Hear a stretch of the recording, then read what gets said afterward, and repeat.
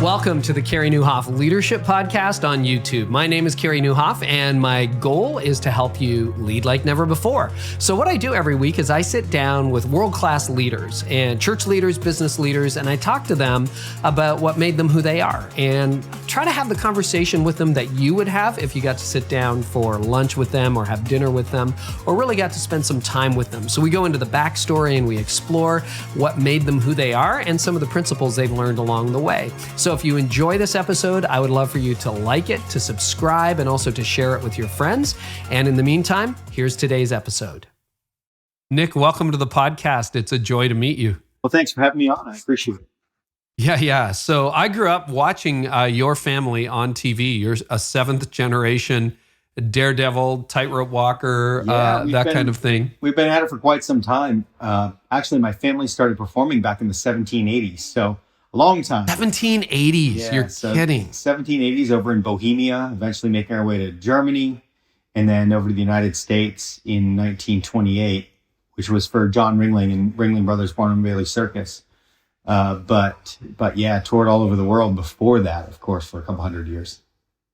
Yeah. And was there something like, I'm a child of the 70s. I was born in the 60s, but you sort of remember as a kid the 70s, and it was like your family and Evel Knievel, and like there was something about, I don't know what it was, adventure or daredevils in the 70s, wasn't there? Ironically, we all know each other even today. Evel Knievel was my great-grandfather's best friend. My dad had so many stories of my great-grandfather's deep German accent saying, Evel's coming over, and the kids would all get scared. Like, what do you mean Evel's coming over?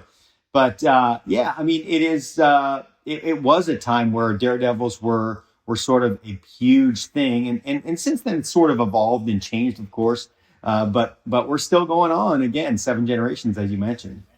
Oh, that's neat. So from somebody who only has experience watching this stuff on TV or occasionally live, how do you even go about trying to figure out how to walk a tightrope? Literally, across Niagara Falls or Times Square or whatever. Like, where do you even begin? Well, you have your family start a couple hundred years before you, and then it's just in your DNA. No, it's funny. My mom was 6 months pregnant with me and still walking the wire. So I've been on a wire longer than my feet have been on terra firma. Yeah. So it's been a long history in my own life. I'm 41 now, so I've been walking a wire forever. But I started at about 18 months old and started walking a wire about 2 feet off the ground. But just like anything, you start down low and it's trial and error. We try to do everything we do, whether it be, I have 11 Guinness World Records now, everything from riding a bike to walking across Niagara Falls, etc. But we do everything in a safe setting, learn it well, right, safe, and then we go up high, and then we'll take those risks. For Niagara Falls, I trained with wind machines that created wind gusts of 90 miles per hour, knowing they wouldn't exceed, from the studies that we'd done, 65 miles per hour. I trained with firemen up on the top of their ladders, just hosing me down as I was on the wire. Again, trying to prepare for the worst case, which is a great analogy in life, right? But try to prepare for the worst case before I got in the condition where it could take my life potentially if I were to fall.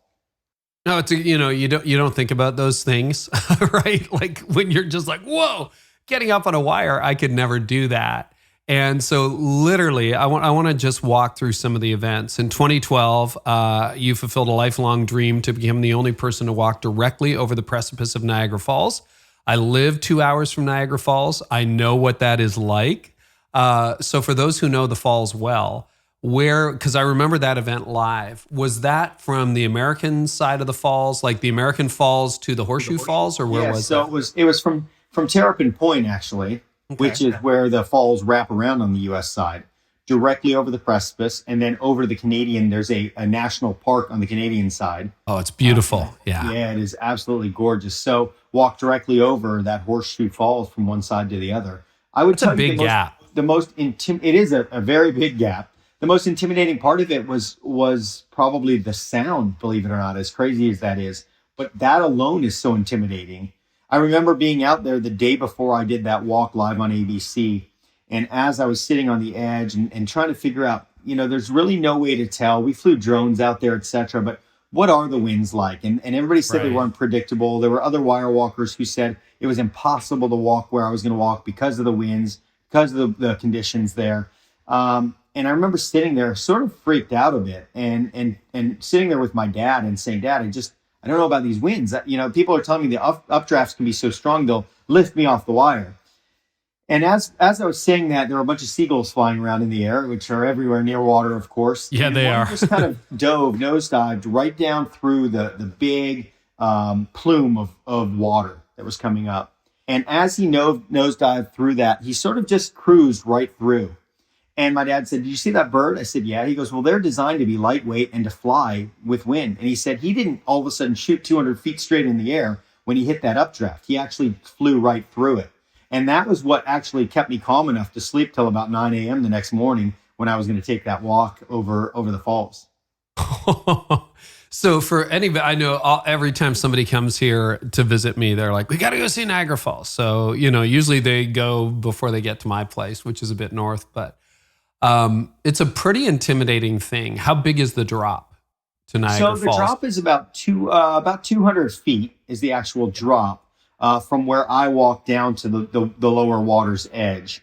Of course, it's not much water. It's mostly rocks for anybody that's been there. Right. A lot of people yes, said, and a 200-foot drop, you're probably not going to make it. He's safe. It's water. Well, the reality is no. It's mostly rocks, and as we know from a lot of loss of life in that area of daredevils back in the day, that undertow in the water, there's just very little way to recover from that. In fact, people don't realize, but it took changing two laws, one in the U.S. and one in Canada, over 100 years old, just for me to get permission to do that walk, because so many people back in the day lost their lives because of the risks they were taking. There was laws put in effect that said no stunting, no stunts allowed. So that was probably more of a monumental task than actually making the trek across, was just changing those laws and getting permission to do that walk. Did you study past artists or daredevils who had attempted to do what you were going to do, or variations of it? What I learned was, we all have heard a story, or most of us, of Charles Blondin, who was always known as the first person to walk across Niagara Falls. Well, the reality is Charles Blondin didn't walk across the falls. He walked about 1 kilometer downstream of the falls.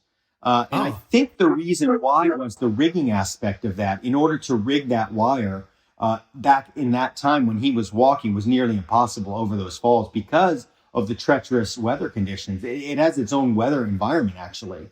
It has its own atmosphere, Niagara Falls. So it was, I believe that's why. So I did a little bit of studying, of course, of Charles Blondin and what he did. There were many other wire walkers that had walked, but again, all of them downstream. No one ever walked.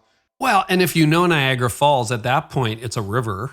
It's not a stream, and I would imagine that the winds aren't anywhere near as fierce as they would be where you walk. Yeah, certainly a different environment altogether. Where I walked directly over the precipice, we had updrafts, and then we had drafts coming down in each side. I mean, again, it is its own weather environment and in its own atmosphere. It was very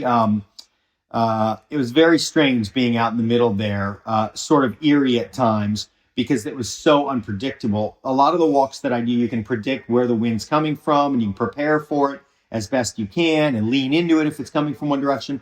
When I walked over Niagara, it was sort of swirling around like a hurricane. Yeah, and if you know, I mean, you can Google this yourself, but if you haven't been to Niagara Falls, it's a massive body of water, and there's multiple falls. And the big one, the one that gets in all the shots, is the Horseshoe Falls, which you can see best from the Canadian side. Hence, everybody comes to Canada to see it.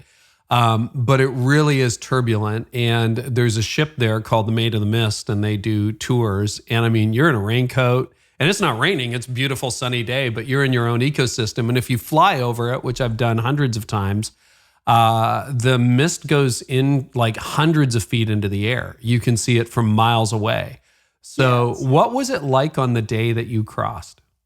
It was a typical day, but as you just mentioned, a typical day over Niagara Falls is basically a torrential downpour the entire time if you're actually in the plume. Helicopters very rarely can go directly in that area because of the winds are so unpredictable. The only time that they'll ever go is for a rescue mission. And then it's very unique that they'll be cleared to go. So it is, it is as unpredictable as anything that I've ever done. And hard to describe. I mean, the day itself, again, was an average day. It was a summer day. I think it was June 15th, 2012.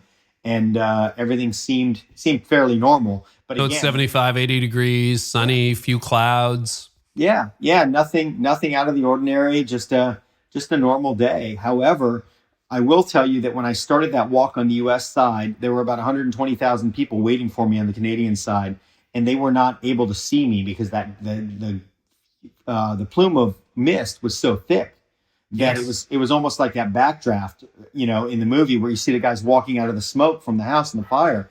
I literally walked through this plume of mist that was so thick that it was hard to see at times.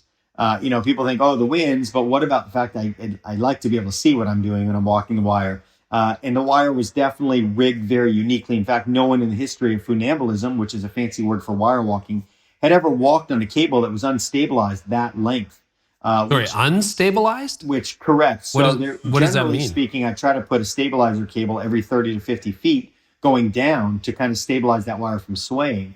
Well, we weren't able to because of the terrain there. So that cable was actually moving 12 to 18 inches each direction as I was walking on it. Oh my gosh. So this is like you're thinking, like I think 2x4, almost. Yeah. It's not a 2x4, but it's static, but it's not. It's moving.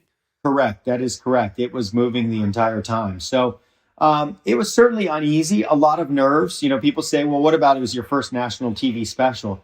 And that didn't even cross my mind once. Once I get on that wire, I get in a it's sort like of a if zone. I could die, this could be it. It doesn't right? matter who's watching, It is all about me making it across safely. And that's about all that's on my mind. Of course, my faith plays a key role in who I am in any stressful situation. And during that special, I was just talking to God, talking to Jesus Christ, my Lord and Savior, the entire time. And that made it on national TV and became sort of a thing. I got a lot of testimonies of people whose lives were inspired and were changed through just watching me walk across Niagara Falls, which proves that God can use any of us. I love that, Nick. Can we deconstruct the training a little bit? So obviously you start when you're 18 months. That was 8 years ago. So you would have been about 33, young 30s. And nobody had done that. No human has done it before or since. Like that whole thing about, okay, I'm practicing in a wind tunnel. I'm getting firefighters to hose me down. Can you just walk through your training regimen on that? Yeah, it was very much, I would tell you that very much my training is as much physical as it is mental.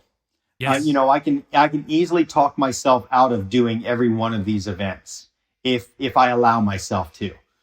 So a part of my physical training helps me mentally as well, knowing that I can withstand winds at 90 plus miles per hour. We brought in airboats. We strapped them down to the ground, fired them up. We had anemometers in place. And so an airboat's one of those things with the big fan at the back, like correct. You see them in the Everglades, that kind of thing. Okay. That's right. Yeah. So we used this massive fan. It created wind gusts of up to 90 miles per hour. And I just walked through it. And again, it was just knowing that I could walk in 90 mile an hour alone helped me go, okay, if I can walk in 90 mile an hour winds, I can deal with the updraft. I can deal with some side drafts, etc. And then adding to that mix, eventually after training for about a month on this unstabilized cable, and I can back up in a second and go to the first day of training, which was extremely stressful. But then adding in other elements, adding in heavy mist from firefighters and training in torrential downpours. And, when there's a storm in Florida, if there's no lightning, if it's not an electrical storm, I get out on the wire because it's the perfect environment. We got crazy wind gusts and wind speeds as well as torrential downpours, sometimes where they're so thick that you can't see. Well, that's perfect for me training. I remember the first day we set that wire up. As I mentioned to you, it was an unstabilized cable. No one had ever walked on an unstabilized cable like that up until that point. And we rigged the cable one day. I had a crew of guys, including my father and my uncle, who are my lead riggers and engineers. And that evening, I remember getting back from doing a bunch of media, and it was dinner time. We had dinner, and they said, okay, tomorrow we'll go out there. You can get on. I'm like, I won't sleep if I don't get on it now. So we headed out to the parking lot where it was set up. It was a public training area, but I was like, I just want to get on it in private at night. So it was around 11 o'clock at night. I remember standing on the roof of a friend's pickup truck because that's about how high the wire was rigged. When we rig these cables, one thing that people don't realize is there's a large catenary. And what that means is a big smiley face. So the wire will start at one point, it'll drop down 30, 40, 50 feet, and then be, again, another solid point on the other side. Because again, you think tight, but no, there's slack in it. So I have to be able to walk down and up. So the center of that was about probably 8 feet off the ground. So I got on the roof of his truck, stepped on the wire, and that wire rolled and knocked me right off, fell right off. And I was like, what am I going to do? Here we are a month out. I thought that this wire was going to be stable. I wasn't going to have any issues. I was going to be walk it, but absolutely contrary to what it was. So immediately got with my dad, my engineers, and said, hey, we got to figure this out. This ain't going to work. We put our heads together. And then if you watch that walk, which you can see on YouTube, we actually ended up putting some brackets that were basically a bar that hung down. At the bottom of that bar, there was a weight, and it grabbed the wire. And what it did is it kept the wire from twisting 180 degrees or 360 degrees. Oh, yeah, because that'll happen, right? It did cause the wire to move a bit, but the fact that it wasn't rolling me off was enough peace of mind to go, okay. But I had a lot going against me at that point. I had to go to a place where no man had ever gone before, which is the center of Niagara Falls at that height. I had to go on a wire that was unstabilized, never done before. And again, that environment was just so unpredictable. So there was so much weighing against me on my mind that the biggest challenge of that walk was, look, okay, I can physically do it. And I trained on that cable that I was just mentioning, and I would walk that 6 times. So meaning I could walk over Niagara Falls 6 times without stopping, and I'd be okay. With wind, with water, overtraining, over-preparing, over-exhilarating myself, because when adrenaline kicks in, if it dies down too soon, it can be very, very dangerous, because once you have adrenaline crash, then all of a sudden you get weak, you lose all that strength. Every preacher knows what you're talking about in a much more muted form, but yeah, keep going. Yeah. So a lot of training, but again, it all kind of fed into the psyche of it, of going, okay, if I can do this 6 times, I can do it safely. If I can do this in 90-mile-an-hour winds, I can do it safely. If I can do this with these heavy, heavy mist of the fire trucks spraying on me, I can walk across safely. So a lot of it is the power of the mind, which is really what my book that I'm sure we're going to talk about shortly is about, is just where we allow our minds to go and controlling that, and also being prepared for worst cases physically so that you're ready mentally. Well, and that was one of my questions for you, Nick, is how much of this is mental and how much of this is physical? Like, obviously, if you're just average athletics, you're not going to be able to walk a tightrope. Yeah. Now, look, I'm a strong believer that anything, you can do anything you set your mind to. You know, with limitations and realistic limitations, I believe I could train you to walk the wire. It would take a while, maybe a month, but I could have you walking on a wire, maybe not up high, but I could have you walking on a wire 30 feet long, 5 feet up high, back and forth.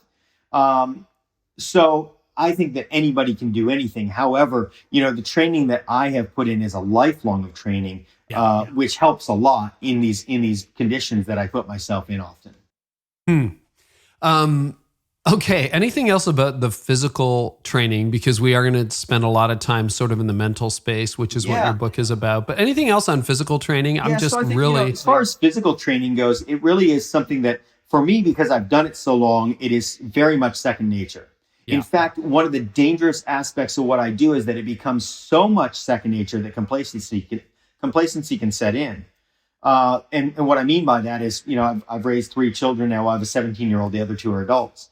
And I remember times performing, for instance, I walked over the Allegheny River in Pittsburgh, about 280 feet up, probably one of the hardest walks I ever completed. People aren't even aware of it, but because the conditions I faced at that point, there was a bunch stacked against me right before showtime. And I remember looking down. What happened there? And so I was on a tour called Nik Wallenda Walks Across America. I was contracted to perform over the Allegheny River. And we ordered the cable to be delivered directly to the spot. Because I was touring, it had to be delivered there. It came greased. So normally we order our cables where they don't have grease on them for obvious reasons. Oh, man. So it was a greased cable. So we are a day and a half out. I've got a huge amount of press into this. A lot of people were scheduled to come. In fact, about 280,000 people showed up. I think it was the largest live audience in person that I still have ever performed to. So the cable was greased. So I've trained and walked on greasy cables before. In fact, most recent special, when I walked over a volcano, we can talk about that if we want in a minute, but I had to train on a greasy cable because of a last minute curveball that was thrown at me after the rigging was set up. But I've trained a lot on a cable that's greasy, in case something like this were to happen. Again, always preparing for worst case. So I knew I could walk on a greasy cable, but my wire shoes, which are actually made by my mom, it's almost like an Indian moccasin. They're molded to my feet, thin suede leather. It's actually an elk skin leather on the bottom, so that I can feel the wire through them. Well, as I was getting ready to perform, I went out and I spoke to the crowd from a microphone through a radio station. And then I got on a four-wheeler to drive 1,500 feet to the other side of that Fort Duquesne Bridge, and got off and got ready to ride on a headache ball of a crane, which I sit on. It lifts me up to the top of that tower, and I get off and I get on this cable and walk. Well, there was a rule that OSHA oversaw what I was doing until I got on the wire, because they can't oversee entertainment, but they can oversee cranes. So they said, in order for me to ride up on that headache ball, I have to wear a safety. It's called a fall arrest, and it's basically a retractable line that comes all the way down. I hook into it. If the crane were to fail, it would just stop, and I would hang there, and safety could get to me. So I get to the other side. I look to my best friend who had my wire shoes at the time. I handed him before I said before I talked to the crowd. And I said, I need my wire shoes. He turned white. I'm like, what's wrong? He said, I forgot them on the other side. So I've got, 200,000+ people waiting to see me perform, live TV coverage. When it's time to go on live TV, you have to go, etc. And I was like, okay, I've trained to walk in socks. It's part of my training. I'll walk in my socks. Fine. So I take my shoes off, headache ball's coming down, and the retractable safety snaps and flies straight up and smacks the top of the crane. So here I don't have my wire shoes, so I'm already a little bit shook up. Then that happens, which I wasn't worried about wearing a safety, but it all of a sudden stuff like this starts happening. It starts making your mind go crazy. So another thing was, up until that point, no one had ever walked on a wire that was stabilized only to one side. So generally every 30 to 50 feet, we have a stabilizer cable coming down to the ground on both sides that keeps that wire stable. Well, because I was walking over a river, they could only come off one side. So what that did was it caused the wire to do some sort of a crazy movement. Rather than being pulled down and stable, now it was doing this sort of stuff. Sort of a circular motion. Yeah, so I trained for that, but fine. It was just something else that was stacked up against me. So now the safety thing happens. I get to the top. I don't have my wire shoes. I start walking. Well, the wire was much more unstable than I'd predicted and trained for. So it was moving like crazy. I get out about 250 feet and it starts pouring down rain. So I'm at a point where everything's up against me. In fact, I made it to the other side. When I got to the other side, I wasn't strong enough to lift my arms up over my head, because not that I wasn't strong enough, I was so worn out, so beat, that I couldn't even lift my hands over my head. Thank God, that I made it at that point. It was such a relief. But then I had to climb back down to get down onto that headache ball and climb down, which took me about 15 minutes just to let my arms recover, et cetera, et cetera. But oh my goodness. And that's like mental, physical, full focus, exhaustion. Yeah, it is everything you could imagine thrown at you. This is why this belongs on a leadership podcast, by the way. You are just metaphorically describing what, in literal ways, what every leader has run into. It's like, I was ready for this problem, but then this happened, and this happened, and this happened, and this happened. Yeah, and that's generally the way it is you try to prepare and be prepared for everything that could be thrown at you, but there's always something else. But if what I was saying is complacency can set in, which becomes very dangerous, because if a walk is rigged properly and the weather conditions are right, I'm often distracted. I'll think about my kids, or I'll think about what I was going to tell you. The story I was going to tell you is, my kids were down arguing, and I remember thinking, like, you know what? They need to be disciplined. They can't act like that, as I was walking on a wire 200 feet up. So complacency can often set in, and that's when it becomes very dangerous, because it becomes so normal. You just get so used to it that you're like, okay, well, this is fine. This is just what I do. Now, there are also times where I'm walking on a wire over a city, over Chicago, 700 feet up, and I'm like, what kind of occupation did I choose in life? This is nuts. So it goes both ways for sure. And there are certainly many times in my life that I have thought, what am I doing? But it's just, again, it is so much life to us. My great grandfather said it best, Carey Wallenda. He said, life is on the wire and everything else is just waiting.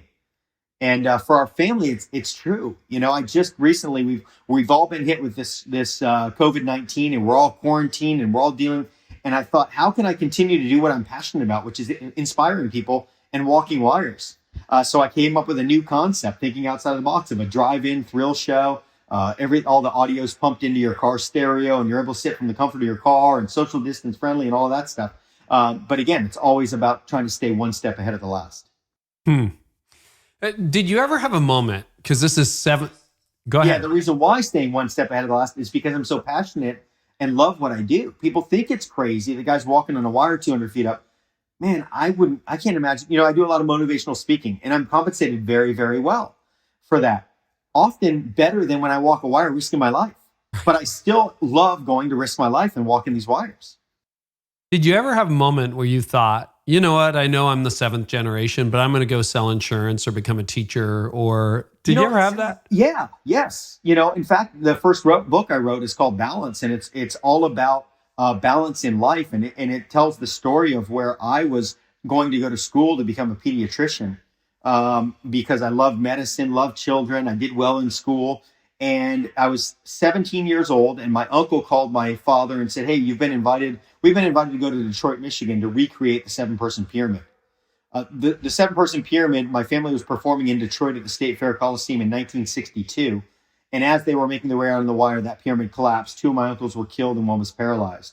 So in 98, we were invited to go back and recreate that for the first time since they fell. And I remember struggling because my mom wrote a book called The Last of the Wallendas when I was a kid, because she thought there was no future in the circus. Wow. So my parents pushed me to leave the industry and go to school and do something that I could support my family with. We all know the story of the starving artist. My great grandfather, in his book, he says, as a circus performer or an entertainer, one day you eat the chicken and the next day you eat the feathers. And that's very, very true for our industry. So they pushed me away from it. So I was going to go to school to become a pediatrician. And it's when I went to, I convinced my parents to allow me to go and be a part of that 7-person pyramid in Detroit. And it was sort of going to be my last hurrah, if you will, before I leave the industry.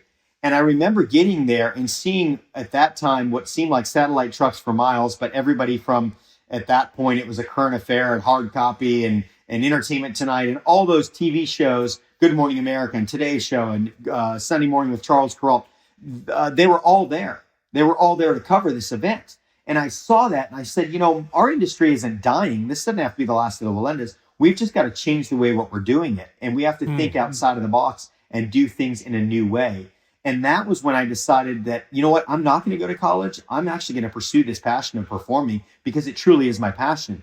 Interestingly enough, now I write this book and it's about, encouraging people to face their fear and not give up on their dreams because of that fear.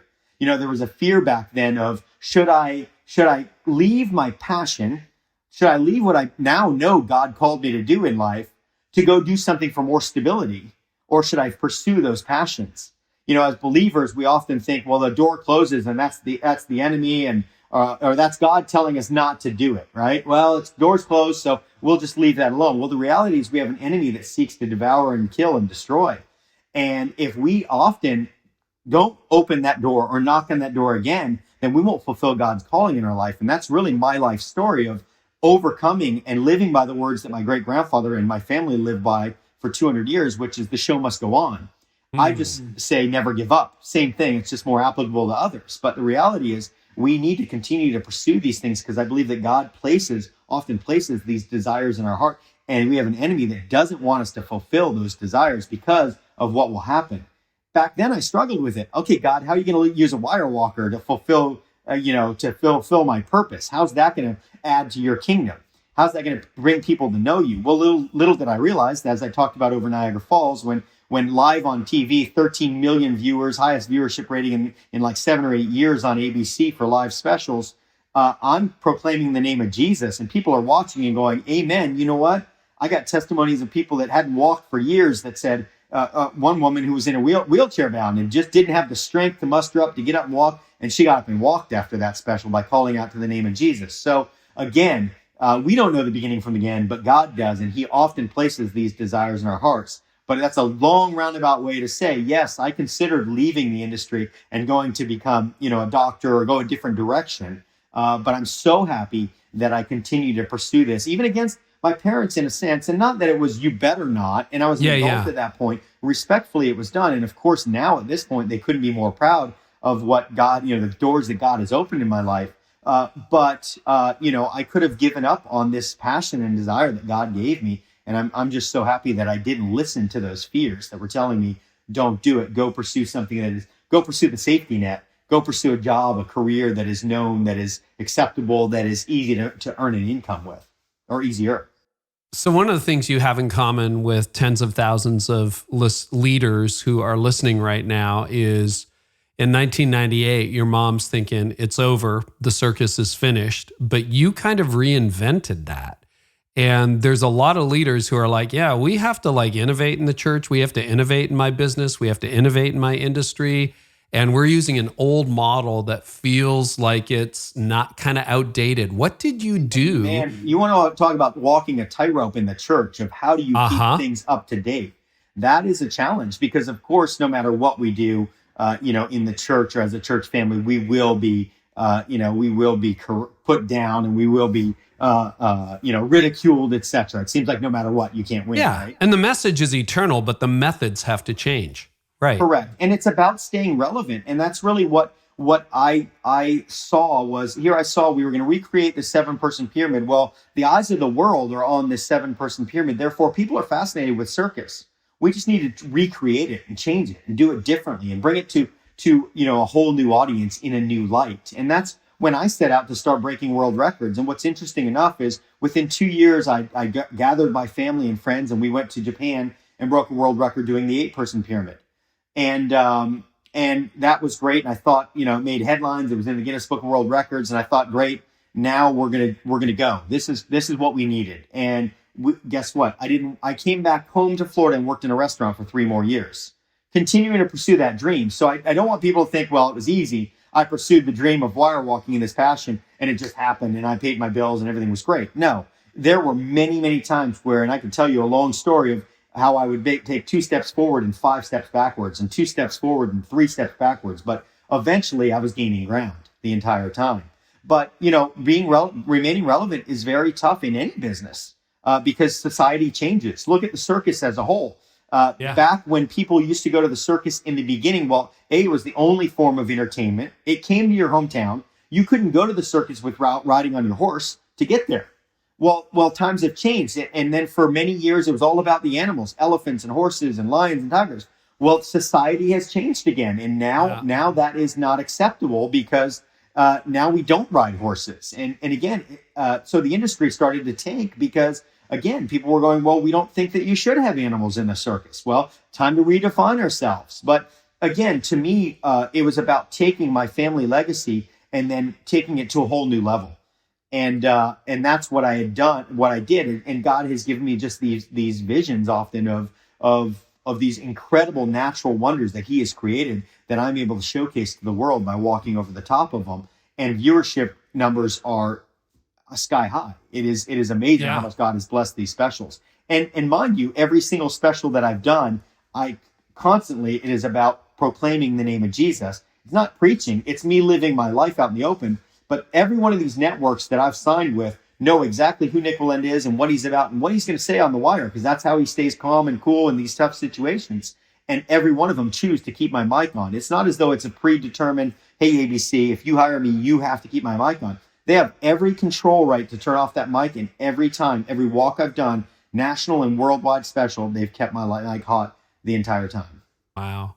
Can you walk us through a little bit of the model shift you had to do, like the way it was done in the previous generation? And then, because you've mentioned TV specials and breaking world records, I think that's one of the challenges certainly with the circus, was the circus kind of stayed the way it was. And, for example, flashy costumes with rhinestones and Liberace. I mean, that's what circus was. Well, when I walked across the Grand Canyon, I wore jeans and a t-shirt.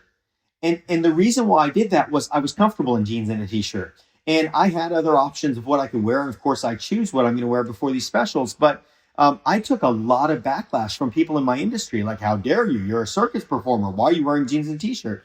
Well, it made me more relevant because it made me more relatable. People said, wow, well, he's walking on a wire, but he looks just like me. Most of us walk. So therefore, it was relatable. So it was really just small things that I did in my career to change. obviously major events, these major Yeah, I was going to say, because that's different. You didn't try to build your own ensemble and go from town to town, city to city, village to village. Yeah. Right. Well, But and you know what's interesting enough? My passion is under a big top. As crazy as that sounds, I love performing to 2,000 people in a small setting where I can look each and every one in the eye and I can talk to them. Very rare that anybody in our industry talks from the wire.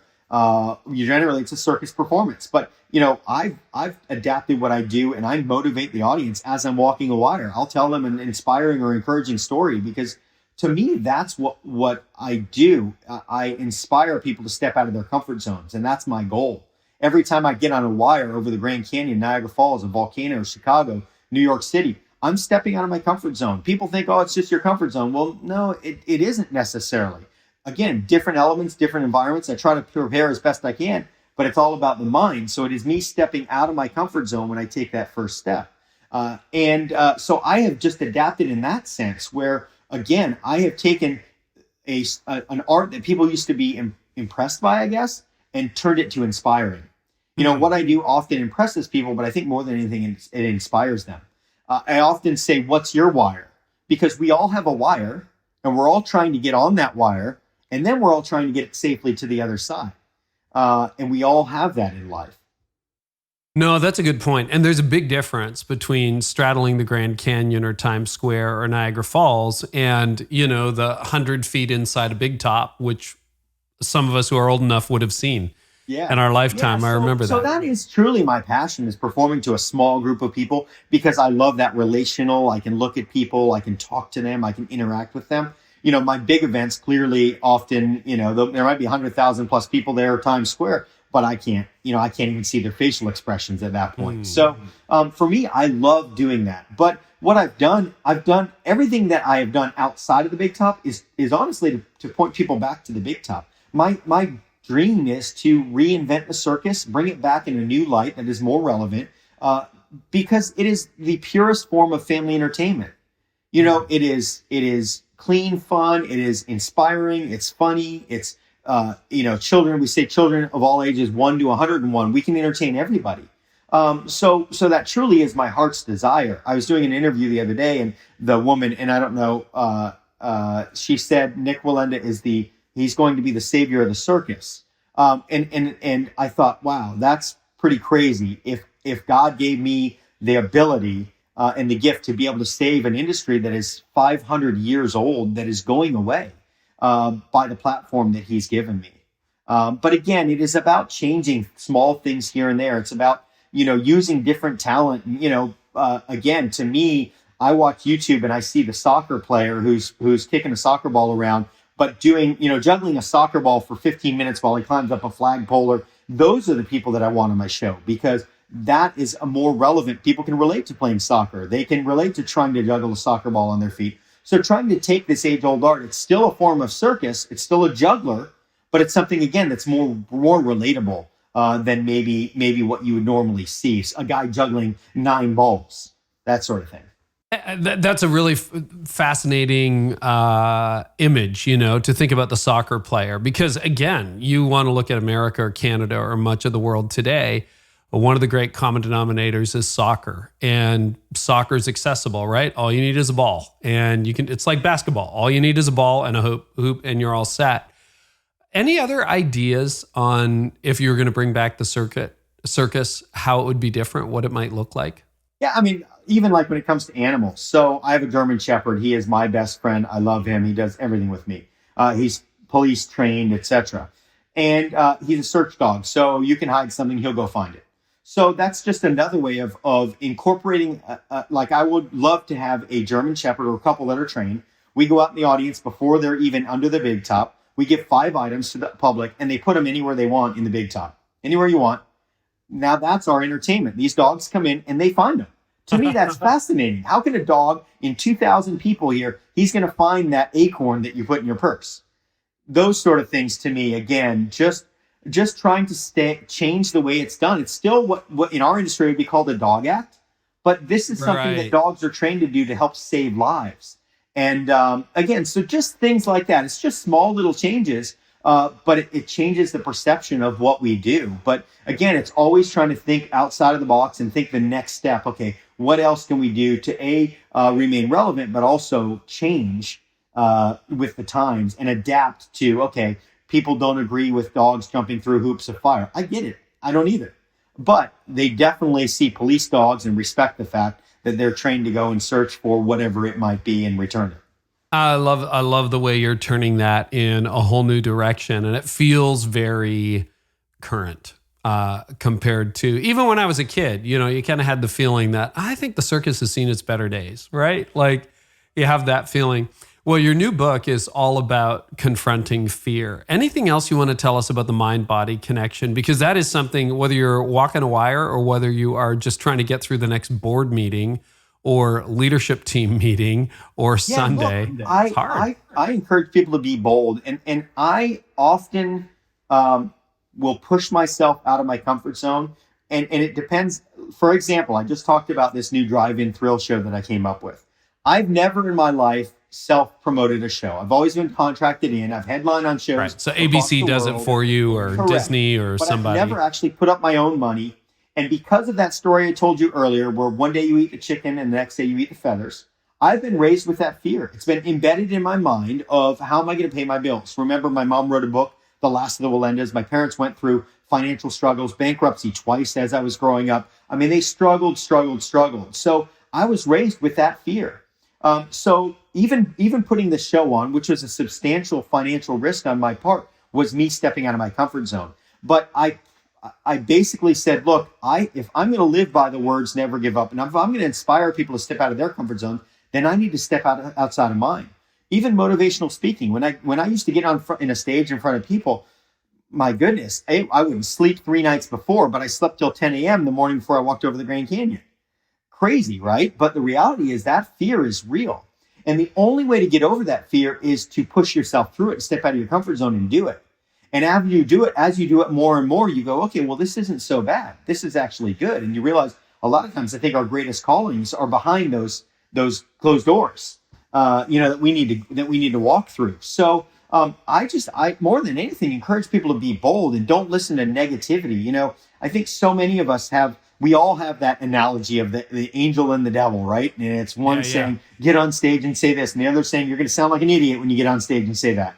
And we all go through that. And I encourage people to that, I often say that that a negative thought is like a weed growing in your garden. And if you don't pull that weed out immediately, it'll eventually take over your garden. So when I'm walking over the Grand Canyon, 43-mile-an-hour winds, my dad's in my ear, Jim Cantori's on the side. Jim Cantori tells my dad, hey, he just got hit with 43-mile-an-hour winds. My dad goes, that was a 43-mile-an-hour gust. I'm like, my mind wants to go crazy. But I can go, no, that's a negative thought. But how about the positive thought that I trained in 90-mile-an-hour winds for this, so I'm going to be fine. I've trained, I've prepared, I've walked a wire 5 times this length, etc. So I always try to counter negative with positive, no matter what, and don't let that negative weed take root, germinate, spread more seeds, because eventually it takes over your whole mind and it tears you down. So, I control what I put in my mind, what I watch on TV, what I listen to on the radio. Even when it comes to media and news, I control what I listen to, because we can't believe media and news often these days. We can't believe everything we hear. That's for darn sure. Internet, all of that. So I'm very careful in controlling. And to be honest with me, I love worship music. I listen to worship music 8-10 hours a day. And it is always positive. And it's funny. It's revelation came to me while I was writing this last book. But growing up, my mom used to listen to an artist called Keith Green. I don't know if you remember Keith. I know the name. I never listened much. So she would listen to him all the time. We'd be traveling across the country in our box truck. I'd be sitting in the back. They'd be in the front seat, mom and dad, my sister and me in the back, listening to that music. And it was always a positive message of what God's created us to be. And everything was always positive that was fed into my mind. And I fell in love with worship music at a young age and continue to listen to it all the time now. In fact, when I cut my grass, I have 15 acres. I love cutting grass. It takes me 6 hours. I'm listening to worship music. When I'm in my truck, I'm listening to worship music. Before a walk, I'm listening to worship music. Before a show, I love worship music. If I have any negative thoughts in my mind, I put on a worship song immediately. And it is always positive, inspiring, and uplifting. So I'm always knocking down that negativity. If I get an argument with my wife, I put on worship music. because it will not let my mind stay in that negative place. It just won't. So you can do that with motivational speaking on YouTube, or you can do it with worship music, or you do it with inspirational music. But there's so much power in just not allowing that negativity. People don't realize they let that negativity in. Again, it comes sneaking in, and it's just a small little trickle. And then all of a sudden they turn that faucet on and they start feeding that negativity and feeding that negativity. And even with the environment that we're in now, with COVID-19 and what we're facing. Look, I mean, I could watch the media every day and be frightened to steps outside of my house if I wanted to watch that. But again, I watch it in moderation. I don't have the news channel on 24 hours a day because, again, unfortunately, majority of news is negative. And I choose to not allow that negative. Again, I have to stay. It's important that I keep up with the news, that I know what's going on with society, and I know what the warnings are of COVID-19 and what limitations I need to take. But I'm not going to live my life gripped by fear. I'm going to live my life educated, but also fear-free. It's interesting. I really appreciate the time you set aside for us today, but I'd love to wrap up kind of where we started on preparation. So you're in a very physical environment, right? You can get the fire department in, get the airboats blowing wind on you. But for a lot of us, we live in the world of ideas, human relationships, trying to lead an organization, trying to make progress. Any thoughts on how a leader would train in adverse conditions? Like what is my wind machine? Yeah, what is me being hosed down? I think a lot of it is just preparing. And as you said, most leaders do try to prepare for worst cases. When I go into a meeting with the government of Canada, at Queen's Park, and I go to a meeting to get permission to walk across Niagara Falls, weeks prior to that, I sit with my team and we talk about what are all the negatives, what are all the reasons why they're going to say no. And when I go into that meeting and I speak and I'm very well prepared and have all the details and documentation I need, I go in there and answer all of their questions before they can ask the first question. When you go into a meeting with the city of Chicago and there were 45 people, the mayor's office, the aldermen, the fire department, DOT, you name it, I'm trying to shut down streets to walk a wire, to risk my life between two buildings. What about liability? What about safety? What about public safety? What about having to shut down roads? All of these negatives. And I go in there, I spoke for 25 minutes, went around the room with 45 officials, and every one of them said, you already answered our question. So it's about preparing and then over preparing and figuring out where did I not prepare and then preparing more. You can never prepare enough. When I speak in public, I'll write my speech and then read it 500 times in front of a mirror. Now I can go out there and just talk and get away with it, but that's not delivering to the highest. And as a believer, I'm supposed to be Christ-like, which means I'm supposed to deliver at 120%, which is what he always did. That's not me preparing properly. So that's complacency, right? I can wing it through this meeting. I can get permission from Chicago if I just go in there and talk, and then I'll have to answer a bunch of emails and have my team deal with stuff. Or I can go in there one time and have the answers, or what we think the answers or questions will be, and answer those questions before they can ask them. So a lot of it is just, again, figuring out what are you preparing for, and then over prepare and figure out, again, what are the challenges? What is the worst case of this situation? And that's just wisdom that God gives us, and we're supposed to use that. If there's one thing I pray for every single day, it's that God will give me wisdom. Over above all things, that is my greatest prayer, is that God will give me wisdom. It's a great prayer. And Nick, I got to tell you, with that kind of preparation, you would have made a great trial lawyer. Way to go. Well, thanks. I have had a lot of politicians ask me to get into politics, and I've had a lot of people tell me I should be a lawyer. So tell us about the book and then where people can find you online. Yeah, so my latest book is Facing Fear, and it's about a journey that I took in overcoming fear. About 2.5 years ago, I didn't know I had fear in my DNA. However, we were training to break our own world record for the 8-person pyramid that we set in Japan back in 2001. We were going to do it higher at 28 feet above the ground. And after training about 6 weeks, we went up high. We trained down low in a safe environment, prepare for the worst. We went up high and got on the wire, and we lost our balance. And that pyramid collapsed. 5 of my family members and friends fell to the ground. My sister was injured very bad. In fact, broke every bone in her face, 73 screws and plates in her face alone. And she was in a coma. They didn't expect her to live. And I got on the wire the next day. performed, walked about 100. Your dad encouraged you to get on the wire, did he not? He did. That's right. Yeah, I tell that story in my book that my dad said, "Look, you need to get back up there. It's what your family would want. It's what your family's always done." So got back on the wire, performed the next month, took about 6 weeks off. After those 6 weeks, got back on the wire, training for the 7-person pyramid for a contract I'd signed to headline on a show in New York City. And as I started walking out on the wire, I began trembling. And it was because a seed was planted. I talked about the weeds growing in the garden. That seed was planted the night of that fall.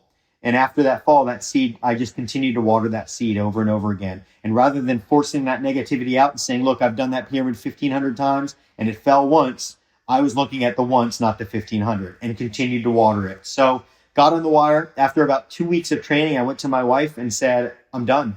I'm not getting back on the wire again.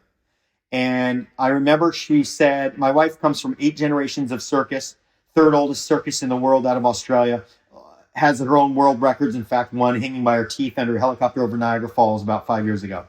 Of course, that one. She said, look, you live by the words, never give up, and you inspire people all over the world. I'll support you in your decision, but I think you need to rethink your decision and rethink why you're dealing with what you're dealing with. So I put on worship music, which is what I do. And I started listening to music for about 5 days. That's all I did was just sat there, just talking to God, like, okay, I've got to work through this. You know, he's the great Redeemer. And he's the greatest counselor in the world. We have him with us 24 hours a day, 7 days a week. And I just talked with God for basically 5 days a week, 20 plus hours a day, and just poured my heart out. And through that was able to work through and see that I had been feeding into, again, I've been watering that seed. And the book is about the process that it took for me to overcome that. You know, it was to the point where I was dealing with, it was never diagnosed PTSD, but I would be walking out of the wire and on the wire and watch that pyramid fall right in front of me, just crumble in front of me, hear the sounds. I mean, things would trigger it over and over again. So the book is really about that process of what I had to go through to overcome that fear. And, you know, it's funny. I was talking with my publishing company, and when this originally came out, I said, look, I honestly don't really have a desire to write another book, but I really believe that this experience that I went through needs to be heard by so many, because I believe that much of society is gripped by fear. You know, I started writing this book about 9 months ago, and coronavirus wasn't a thing at that point. At least we weren't aware of it. And now that has happened, the fear is just overwhelming. You can feel it when you go out in public, the amount of fear. And I don't believe that, you know, there's no fear in love. I don't believe that God wants us to live in fear. He wants us to live in freedom. And my hopes are that people, by hearing the story of what I went through, will be able to overcome their challenges and what they're facing in fear and step out of their comfort zones, pursue their greatest dreams. Again, so many people give up on their dreams because of fear of being unsuccessful. Okay, I'm miserable every morning when I get up and go to work, but I'm going to go to work because I know that on Friday I get a paycheck. Rather than going, okay, well, you know what? Don't be foolish. Don't just walk in and quit your job. Have your backup plan, you know, as you're working your job, and work until Friday, but then work on weekends until your dream will become a reality. And again, so many people give up on that. So many people are on the cusp of success, and it's just that one last step, and that's when they fall. That's when they give up. It was fairly recent that accident happened, right? Like 2017, 3 years ago. A couple years ago, yeah. Yeah. How do you continue to talk yourself out of that negative space and into the positive space? You've talked about worship music and so it is something that you have to practice. I mean, I practice it when I'm dealing with my teenager misbehaving, and I practice it when the car pulls in front of me on the road. You know, I'm not always successful, but I continually practice. Okay, don't allow your mind to go there. You know, I've learned that, early on, and I talk a lot about losing my wife to divorce in my first book, because I was so controlled by fear that I would allow her to do anything. But again, I've learned now, and it would cause huge arguments. I've learned now that there's no benefit in getting into that argument, because it's your mind going to a negative place. We as humans, I don't know why, have been programmed to go to negativity. When I get in an argument with my wife, it's about the 20 years and the 20 arguments, not the 500 incredible evenings that we've had and going to movies and dates and whatever. It's always the minute negative aspect. So I try to program my mind to go, nope, I'm not going to go to that negative. We're not going to think about the bad times. Even though I'm upset, I'm mad, I'm arguing, I'm going to think about the good times, because immediately, even sometimes just making yourself smile will change your attitude. Forcing yourself, and sometimes begrudgingly, and it's a tough thing, but force yourself to smile next time you're mad. And you'll find yourself laughing at yourself, because we waste so much energy on negativity. And if we could just focus all that energy on positiveness, we could change the world. And I truly believe that. Wow. Well, Nik, I'm so grateful for you. Where can people find you online or on social? Yeah, so if you go to Nik Wallenda, it's just NIKWALLENDA on all the social media channels, and nikwallenda.com. You'll be able to order my book through nikwallenda.com. There's a link there. And any of your retailers, you can actually pre-order online as we speak. Nik, it's been fascinating. Thank you so much for being with us today. Thank you for having me. I truly appreciate it. Well, I hope today's episode was helpful to you. You can always get more by subscribing to my channel. I also have a lot more content over at careynieuwhof.com for leaders in business and leaders in churches. And you can get transcripts of this episode there and so much more, plus some other stuff I do for leaders. So head on over there to discover more at careynieuwhof.com. And in the meantime, I really hope our time together today has helped you lead like never before.